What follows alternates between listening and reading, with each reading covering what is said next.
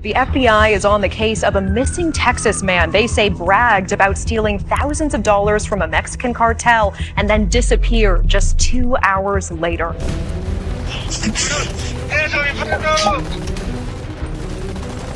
The most powerful is the Sinaloa cartel.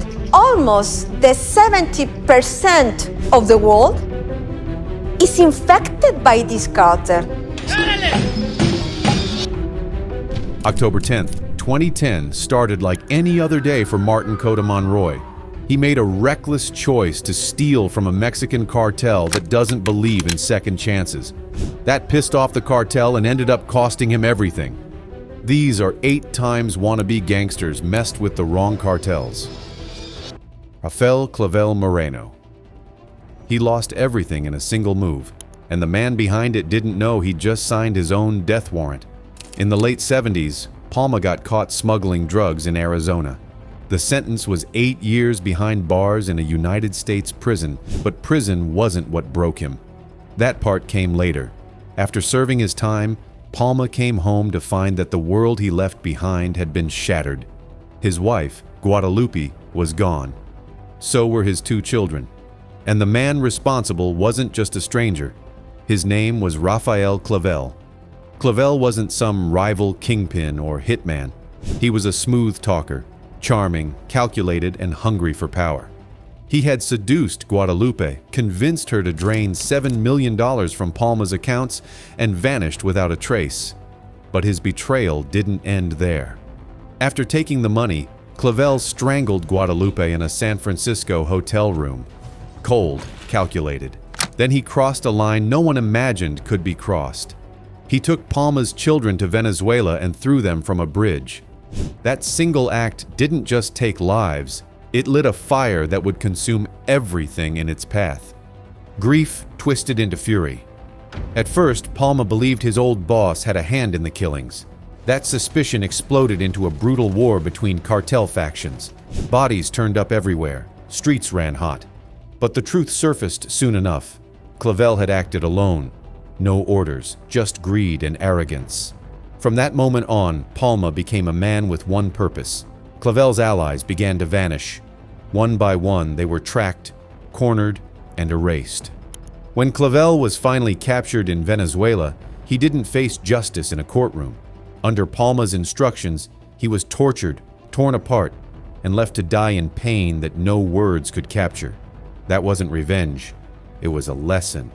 A warning etched in blood for anyone who thought betrayal came without consequences. Clavel wasn't a cartel boss. He was a con artist who thought charm could get him a seat at the table. But he touched something sacred, and he paid in full. Years later, another man thought he could outsmart the system. His name was Martin Cota Monroy, just a small-time player. He stole a heavy stash, over 400 pounds of marijuana along with meth, and told his bosses the Border Patrol took it. He ran to Chandler, Arizona, thinking the border would protect him. It didn't. On a quiet October night in 2010, men entered his apartment posing as friends. They didn't just end his life, they turned the place into a warning. He was beaten and beheaded. What they left behind wasn't just a corpse, it was a message. If stories like this keep you hooked, hit that subscribe button. We've got more real ones, more betrayal, and more brutal endings coming your way, and that includes L.A. Capone. Poza Rica gangs. Imagine a city once booming on oil wealth crushed under a wave of blood and terror. Back in August 2023, something deeply disturbing came to light. Authorities stumbled upon a horrific scene. 13 bodies hidden inside freezers, packed tightly in trucks, all found in one of Mexico's most dangerous states. Alongside the bodies was a chilling note, a warning from a name that sparks fear in the criminal underworld, CJNG. That kind of discovery stays with you. It's the kind of thing that could break a person mentally. But what led to this nightmare? Let's rewind. Poza Rica, once known for its rich oil reserves, has turned into one of Mexico's deadliest war zones. The city bleeds from street to street as criminal groups battle over control. And leading the charge with ruthless precision is the Jalisco New Generation Cartel, better known as CJNG. This isn't just another gang fight. This is a high-stakes conflict, pitting an international crime powerhouse against deeply rooted local groups that won't surrender easily. Despite their resistance, one thing became clear. CJNG was gaining ground fast, leaving a trail of blood and fear behind them. At the center of their push into Poza Rica stood a feared figure, Necio Elemento. Known for storming into new territory without warning, he didn't waste time talking or threatening. He simply wiped out anyone in his way. Poza Rica, located in Veracruz, was never going to be an exception. Still, this city wasn't like the others. Here, the streets already belonged to people. Local gangs, many with connections to the old Zetas cartel, had been operating for years. They had built networks, formed political ties, and embedded themselves so deeply that removing them would take more than brute force. One of these resistant groups was Los Dios, made up of ex-Zetas, breakaways from CJNG itself, and remnants from Grupo Sombra. They weren't the largest force in Mexico, but they had the advantage of familiarity. They knew the terrain and had support from corrupt police officers, shady politicians, and smaller crime rings. Yet CJNG had no plans of slowing down. They entered the city with brutal tactics, public killings, surprise attacks, police targeted in broad daylight. In no time, Poza Rica began to look like a war zone. Mutilated bodies were left out in the open as warnings. Fear became the new currency. Even law enforcement found themselves torn. Some tried to protect the city. Others turned away, or worse, joined the cartel quietly, driven by fear or money. Anyone who dared resist CJNG often ended up dead. Then came El Coco, a name that carried weight on both sides of the conflict. Once a soldier under Zeta's commander Cro El Puccini, Gonzalez Perez, Coco rose through the criminal ranks. After his former boss was eliminated, he aligned fully with CJNG and became their enforcer in Poza Rica. His presence only intensified the violence. He led coordinated hits, organized ambushes, and made sure CJNG's grip tightened with every passing day. But Los Dios didn't back down easily. They hit back. They targeted CJNG vehicles, killed corrupt officers, and launched their own deadly ambushes. What followed was total chaos. The police force began to crumble. Many officers quit, either out of fear or because they'd switched sides. Whole communities became trapped, caught between two ruthless forces. Executions became routine. In one gruesome moment, several dismembered corpses were stacked together beside a CJNG banner. A message for everyone to see. Resistance meant death. Los Dios responded by wiping out a police convoy they believed was helping CJNG. The response came fast. El Coco and his men hunted down anyone suspected of working with the enemy. They didn't ask questions. They just acted. But CJNG had too many resources, too many soldiers, and far more firepower. The resistance was tough, but it was starting to crack. The breaking point arrived in August of that year. After months of relentless bloodshed, CJNG launched a final string of attacks. They took out key figures from Los Dios, business owners, corrupt politicians, even rival sympathizers. No one was safe. Poza Rica became a city under siege. The violence could no longer be ignored. The Mexican government responded with a large-scale operation. They arrested several members from both sides, including some high-ranking names. The news made waves. But on the ground, nothing really changed. CJNG had already won. They didn't just defeat the resistance, they humiliated it. For the everyday people still living in Poza Rica, there was no victory to celebrate. Only survival. Shops shut down, families escaped. Those who remained lived in silence, afraid to even whisper about what had happened. Even with arrests, CJNG's control didn't fade. They had carved their name into the city's bones. Eric Tadeo Ramirez. One careless phone call turned safe haven into a death trap for Eric Tadeo Ramirez. It all began with a boast, a reckless, casual remark over the phone that would cost Eric Tadeo Ramirez more than he could have imagined. March 24th, 2023, Laredo, Texas. Ramirez is on the line with a woman, just talking. On the surface, it sounds like a normal conversation. But then, out of nowhere, he drops a bomb. He brags about stealing $50,000 from Cartel del Noreste, the kind of group whose name alone sends chills through people who know what they're capable of. But Ramirez wasn't done. He laughed, said he was safe now that he'd crossed into the United States. He thought being in Laredo, just across the Rio Grande, meant he was out of their reach. He believed the cartel wouldn't dare follow him into American soil. And if they did, surely law enforcement would protect him. That was the moment his fate was sealed. Because cartels don't follow the rules. They don't recognize borders, and they definitely don't forget. Especially not when someone mocks them publicly. Not long after that call, a blue pickup truck pulled up outside Ramirez's place. Armed men wearing masks didn't waste a second. They didn't knock. They stormed the house, grabbed Ramirez, and dragged him out screaming. No one could stop it. No one tried. They threw him into the truck and headed straight for the border. The route? The Juarez-Lincoln International Bridge. The same one that connects Laredo to Nuevo Laredo, CDN's turf. And what happened there was caught on camera. As the truck crossed the bridge, Ramirez made one desperate move. Bloodied and terrified, he pushed the door open while the vehicle was still in motion and hit the ground hard. For a brief second, he tried to run. Maybe he thought he had a shot, but that hope ended just as fast. One of the kidnappers jumped out, sprinted after him, caught up, and dragged him back. The truck door slammed, and Ramirez was gone. That was the last time anyone saw him alive. Now in Mexico, inside cartel territory, Ramirez was no longer a man. He was an example. In CDN, they don't show mercy to thieves, especially not ones who run their mouths. The details of what happened next are buried in silence. But CDN is notorious for its brutal punishments, executions, beheadings, torture, things done not just to kill, but to make a statement. Back in Texas, Ramirez's girlfriend and sister knew something was wrong. They contacted the authorities, and the Federal Bureau of Investigation got involved fast. This wasn't just another crime. It was a cartel operation carried out on American soil. Investigators didn't waste time. Soon, they arrested a suspect, Jonathan Gabriales. He had known ties to the cartel. Under questioning, he confessed.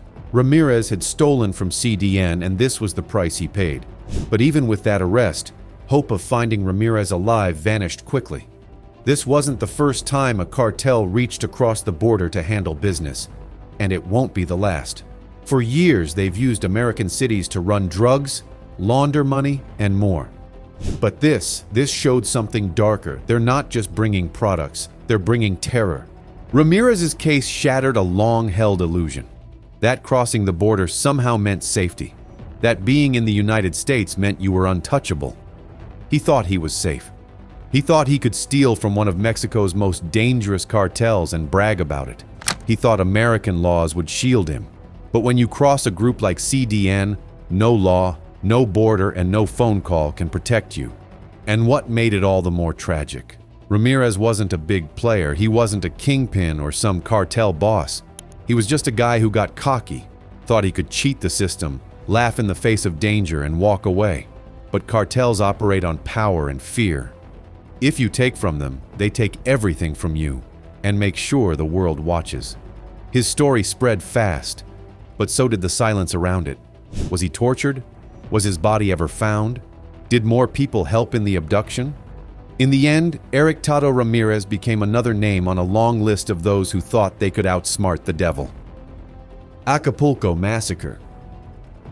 Before the sun had fully risen over Acapulco, the Sinaloa cartel had already written its message in blood. Early January 2011, in the sun-soaked beach city of Acapulco, usually known for tourists and resorts, something else was waiting that morning. Right outside a shopping plaza, authorities stumbled on a nightmare. 15 lifeless bodies, all men. 14 of them had handwritten messages pinned to them, signed off by none other than El Chapo's crew. The message, loud and clear. The Sinaloa cartel was claiming responsibility. Turns out the victims were members of a gang known as the South Pacific Cartel. And the reason they were taken out? They'd been messing with Sinaloa's grip on the city and interfering with their drug routes. Now, to backtrack a bit, the South Pacific group had first popped up around April of 2010. They were a spin-off of the already fading Beltran-Leyva cartel, and before long they were doing their own thing in Acapulco. At first, they were known for wild, ruthless tactics. Believe it or not, they even used a 12-year-old kid as a hitman. But the spotlight didn't last long. Within a year, that gang was basically wiped out. Most were either locked up or, well, let's just say they didn't make it. Why? Because they tried to go head-to-head with the Sinaloa cartel. And if there's one thing you should already know by now, it's this: Sinaloa doesn't play fair. Since their rise in the late 1980s, Sinaloa's name has been feared. With brutal bosses like El Chapo and El Mayo Zambada calling the shots, they didn't hesitate to throw hands, not just with rival cartels, but even with the government itself. These guys didn't just dominate Mexico. They built a worldwide operation, using everything from secret jungle routes to full-on tunnels beneath the border. Despite all the police raids and arrests, the cartel kept moving. But things really came into focus when El Chapo got caught. Again. After 2 wild prison escapes, he was finally recaptured and sent over to the United States in 2016. That's when people truly began to grasp the level of cruelty this man was capable of. Fast forward to 2019. After spending 3 years behind bars in the United States, El Chapo finally stood trial. The courtroom was packed. Cameras clicked. And then came a witness no one expected. His former bodyguard, Valdez Rios, known on the streets as Memon. When Memon took the stand, he didn't hold back. According to him, Chapo wasn't just the boss. He was bloodthirsty. Didn't care if you were a stranger or someone close. If he felt betrayed, it was game over. He told the court about a moment that burned itself into his memory. 3 men, former cartel associates, had jumped ship to join a rival group. Chapo found out, and he made an example of them. Memon said Chapo beat them for hours. No mercy. Bones cracked like dry twigs. The men couldn't even lift their heads. They were like broken dolls on the floor. And even then, Chapo wasn't done. He kept striking them with a stick, with his weapon, whatever was in reach. Later, the victims were dragged to a clearing where a bonfire raged. Before ending their lives, Chapo reportedly looked each one in the eye and cursed them. Then, with 1 shot each, he ended it. But he didn't stop there. He tossed their bodies straight into the flames and told his crew he didn't want a single bone left behind. A town called Vengeance. They asked for help. No one came, so they fought back. And what followed shook the cartel to its core and made headlines around the world. It all went down on a cool day in early December, specifically the 8th of the year 2023. The people of a small town southwest of Mexico City called Texcaltitlan had finally had enough. After being pushed around for years by a ruthless cartel, these villagers turn into gangsters and decide they aren't going to take it anymore. With no government backup and nothing left to lose, they picked up whatever weapons they could find. Old hunting rifles, machetes, sticks, anything, and made a bold move. They were going to stand their ground. Whether they lived or died, they were done being bullied. Now you're probably wondering, how did the cartel react? Before we get to that, let's rewind a bit. The cartel in question? La Familia Michoacana, one of the most violent and extortion-heavy groups in the region. They'd been bleeding the town dry for years, charging business owners a so-called protection fee every single month. And when folks couldn't pay up, they'd come with threats, or worse. Things hit a boiling point when the cartel decided to double the tax for a group of struggling farmers. One of them said, "We barely survived the harvest season. We couldn't even afford the original fee, let alone a higher one. It was either die of hunger or fight," so they fought. On that fateful day, the villagers met the cartel at a local soccer field.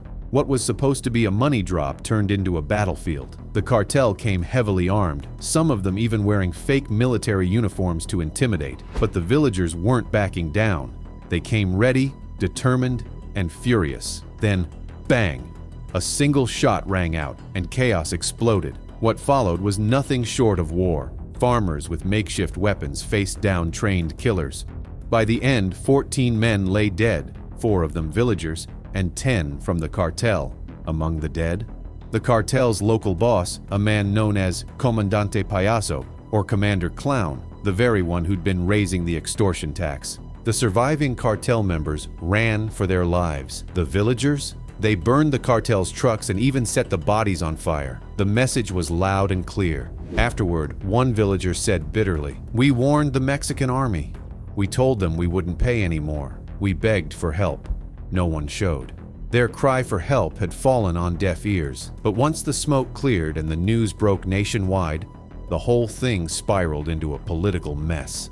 President Andrés Manuel López Obrador blamed the violence on drug addiction and failures by past administrations.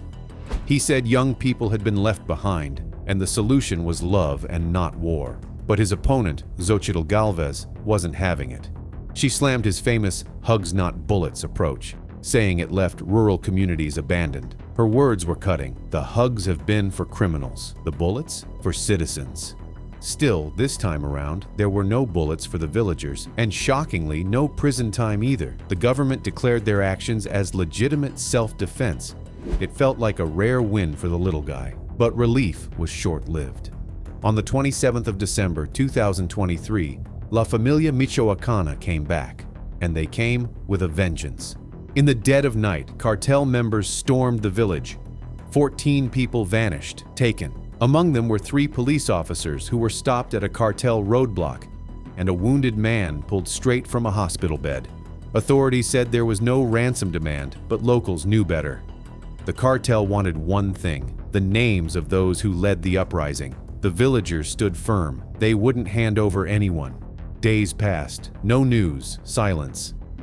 And then, just when hope was all but gone, there goes a twist. On the 16th of January 2024, the police got an anonymous tip. Following it, they found 7 of the kidnapped people, 3 women and 4 children, sitting quietly behind a chapel in the state of Mexico. They were alive and unharmed. Did the cartel suddenly grow a conscience? Doubtful. Not with their track record. As for the other 7, gone without a trace. The rescued victims had no idea where they'd been or what happened to the rest. And now we're left to wonder.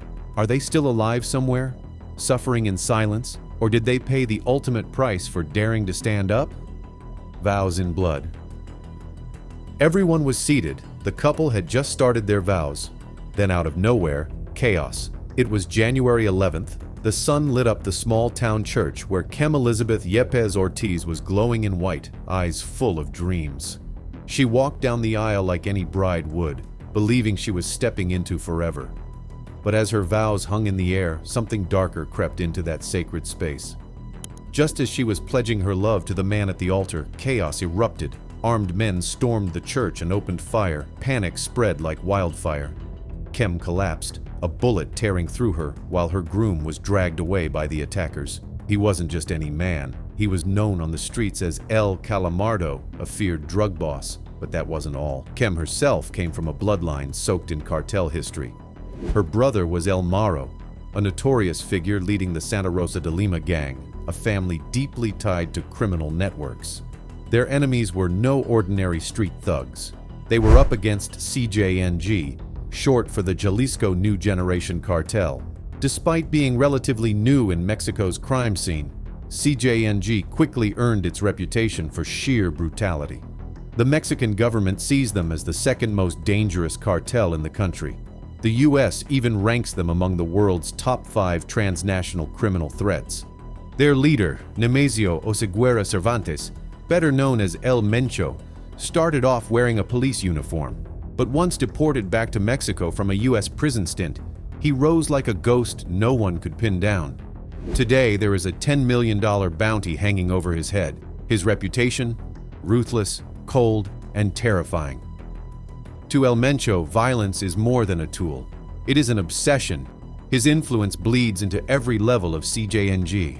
His foot soldiers, who call themselves the elite group, pledge loyalty with blood and fire. They have left a trail of horror across the country. We're talking about mass killings, beheadings, acid torture, and even cannibalism used to initiate new recruits. One evening in Veracruz, during peak traffic, they dumped 35 tortured bodies in public for all to see. In another chilling act, They tied explosives to a father and son and filmed the detonation, laughing in the background. The madness didn't stop there. They once targeted a young girl, believing she was the daughter of a rival. She wasn't. That didn't matter. So who would dare stand against this monster of a cartel?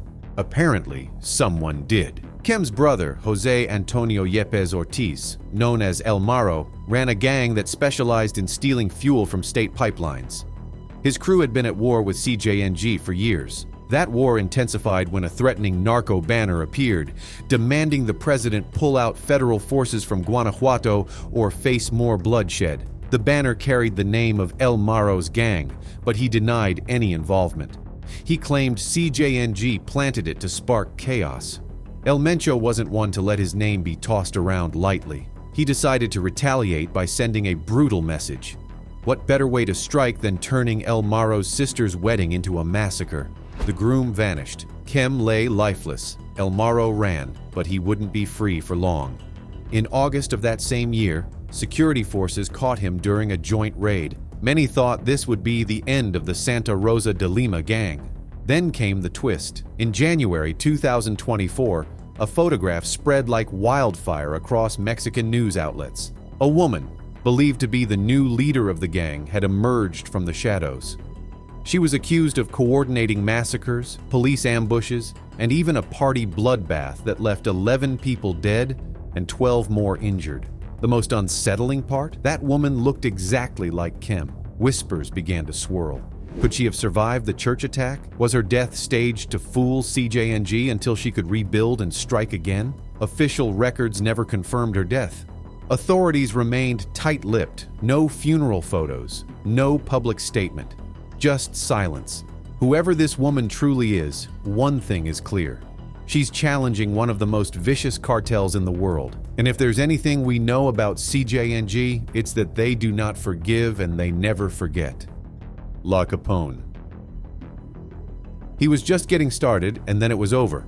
Le Capone, born Leonard Anderson, was a rising rapper from the south side of Chicago who had only begun to carve out his place in the drill music scene when tragedy struck.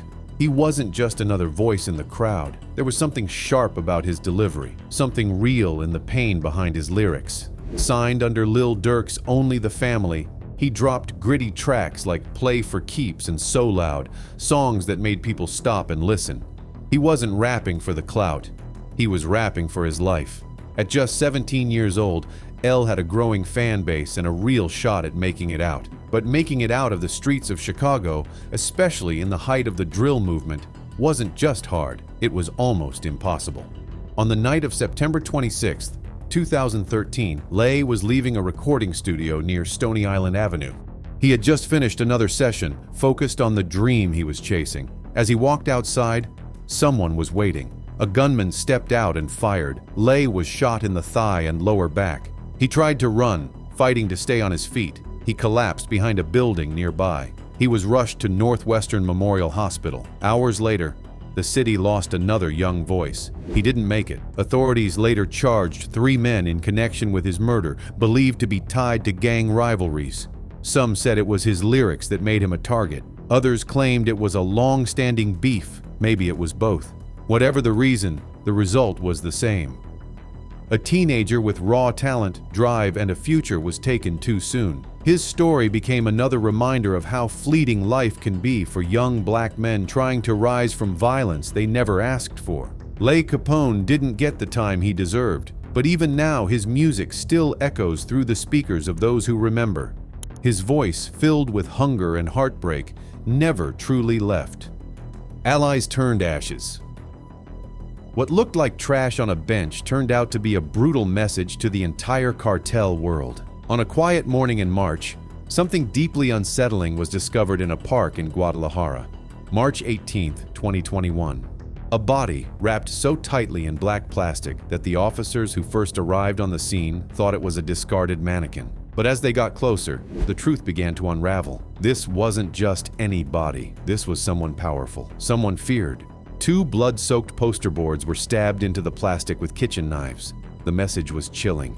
It named a man known on the streets as El Cholo. His real name was Carlos Enrique Sanchez Martinez, once a top figure in Mexico's criminal underworld. But who was he really? And how did a man with so much influence end up abandoned on a public bench like a broken toy?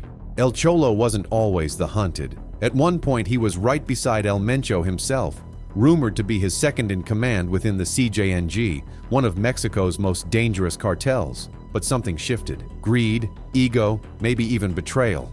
Whatever the reason, El Cholo made a fatal move. He allegedly ordered the killing of Marcos Hernandez, known as El Colombiano, who managed CJNG's finances. El Colombiano had reportedly uncovered some dirty secrets about El Cholo's side dealings and ran straight to El Mencho. Rather than face the storm, El Cholo broke away. He formed his own gang, Nueva Plaza. Backed financially by the rival Sinaloa cartel, he waged war against his former brothers. The violence escalated.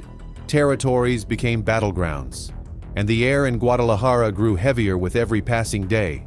Now, if you had seen the things El Mencho was capable of, if you had worked under him and lived through his reign of terror, would you ever turn your back on him?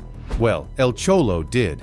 Just hours before his body turned up, a video began circulating online.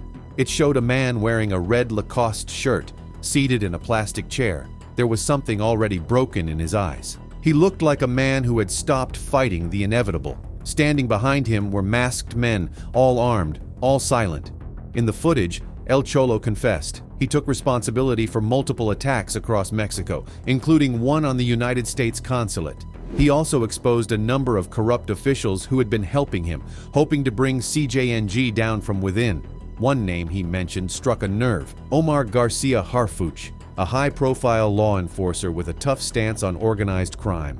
Back in June 2020, Harfuch had survived an ambush that left 2 of his men dead and bullets lodged in his body. He blamed CJNG for the hit and swore justice would follow. So when El Cholo dragged his name into that viral video, it felt like the fuse had been lit again. Almost immediately, Harfuch dismissed the claims. He tweeted that the words of a man held hostage by criminals meant nothing. But his denial only added more questions to the chaos. How did El Cholo know these names? Was it desperation or truth spilling out? At the end, with tears hiding behind his steady voice, he urged his people to walk away. He told them to go home, be with their families. Then, in what felt like a goodbye carved in pain, he said, "Look how I ended." And then, silence. Not long after, his body showed up in that same park, tightly wrapped in plastic. His face was badly swollen, but people still recognized him. He had been beaten, shot in the head, and left in plain sight. On his chest, a blood-smeared sign carried just 4 chilling words. This was El Cholo. There were no more whispers and no more rumors. In that world, when you cross the wrong people, the ending is never a surprise. It is just a matter of when. Thanks for watching. See you in the next one.